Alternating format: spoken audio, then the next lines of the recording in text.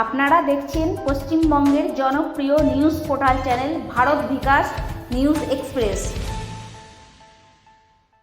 কবিগুরু রবীন্দ্রনাথ ঠাকুরের শুভ জন্মদিন উপলক্ষে বর্ধমানের নবাবহাট সংলগ্ন তালপুকুরে আমার পাঠশালা প্রাঙ্গণে পালিত হলো কবি প্রণাম অনুষ্ঠান।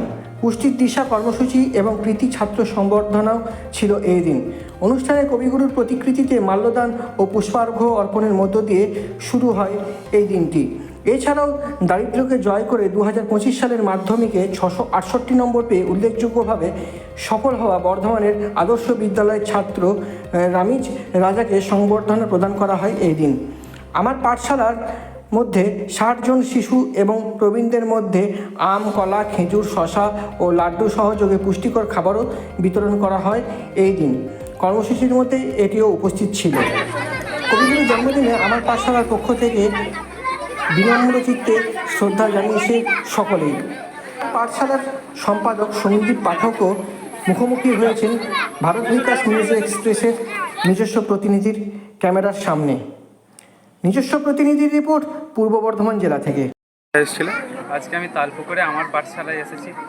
কেমন লাগছে এখানে এসে? এখানে এসে আমার খুবই ভালো লাগছে। এখানে আমাকে যে সংবর্ধনা দেওয়া হলো তাতে আমার খুবই ভালো লেগেছে, এবং স্যাররা যে এখানে সবাইকে এইভাবে পড়াচ্ছেন সেটা দেখে আমার খুবই ভালো লেগেছে। আমি সব স্যারদেরকে শ্রদ্ধা জানাই। আর কোন স্কুল থেকে পড়াশোনা করেছো? আমি বর্ধমান আদর্শ বিদ্যালয় থেকে পড়াশোনা করেছি। এবছর মাধ্যমিকে তোমার প্রাপ্ত নম্বর? কত নম্বর? 700-র মধ্যে 668 পেয়েছি। আর নেক্সট তোমার কি ইচ্ছা আছে?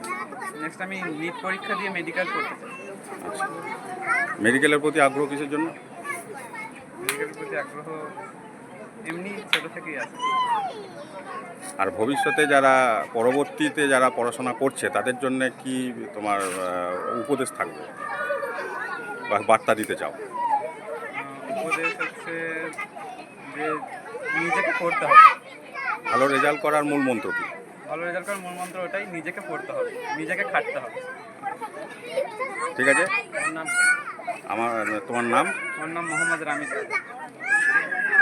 আজকে কবিগুরুর জন্মদিবসে আমার পাঠশালার পক্ষ থেকে আমরা কবিগুরুর জন্মদিবসে শ্রদ্ধার্ঘ্য অর্পণ করলাম, কবি প্রণাম অনুষ্ঠান করলাম। এবং আমরা প্রত্যেকেই জানি যে 1268 বঙ্গাব্দের 25শে বৈশাখ জোড়াসাঁকো ঠাকুর পরিবারে, কলকাতার জোড়াসাঁকো ঠাকুর পরিবারে বিশ্বকবি রবীন্দ্রনাথ ঠাকুর জন্মগ্রহণ করেছিলেন। আজকের এই শুভ দিনে আমার পাঠশালার পক্ষ থেকে তার প্রতি শ্রদ্ধার্ঘ্য অর্পণ করা হলো।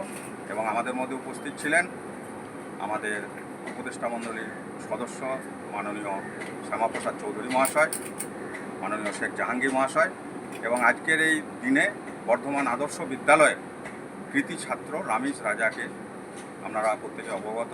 2025 সালের মাধ্যমিক পরীক্ষায় কৃতিত্বের সঙ্গে অভাবকে জয় করে সে কৃতিত্ব অর্জন করেছে। আজকের দিনে আমরা তাকেও সম্মাননা প্রদর্শন করলাম। সেই সঙ্গে আমার পাঠশালার যে শিশু শিক্ষা কর্মসূচি চলে, সেই শিশুরা এবং বয়স্ক সাক্ষরতা কর্মসূচির সমস্ত সদস্যবৃন্দ এবং আমাদের যারা বয়স্ক সাক্ষরতাতে অংশগ্রহণ করে তারাও আজকে উপস্থিত ছিলেন। সকলের সম্মিলিত প্রয়াসে আজকের এই অনুষ্ঠানটি সাফল্যমণ্ডিত হলো। আমরা কবিগুরুর কবিতা অবলম্বনেই বলি, হে নূতন দেখা দি কারবার, জন্মেরও প্রথম শুভক্ষণ। আচ্ছা, চরণতলে আজকে আমরা নতমস্তকে প্রণাম জানাই। আচ্ছা, তার সাথে সাথে আপনারা দেখলাম ফল বিতরণ করছেন, ওটা একটু সম্বন্ধে যদি একটু বলেন।